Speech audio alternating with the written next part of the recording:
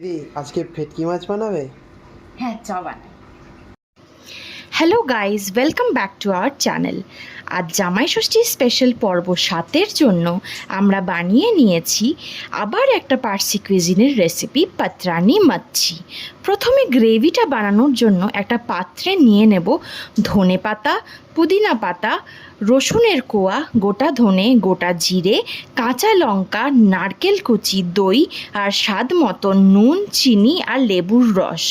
তারপর কলা পাতাগুলোকে ভালো করে সেঁকে নিয়ে তার মধ্যে পেস্টটা অ্যাড করে মাছগুলোকে এইভাবে দিয়ে র্যাপ করে নেব।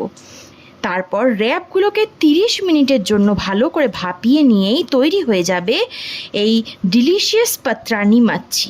আপনারা চাইলে ভেটকি মাছের বদলে পমফ্রেট মাছেরও ব্যবহার করতে পারেন। রেসিপিটা কেমন লাগলো অবশ্যই জানাবেন, আর জামাই ষষ্ঠী স্পেশাল রান্নাগুলো মিস করবেন না কিন্তু। Thank you.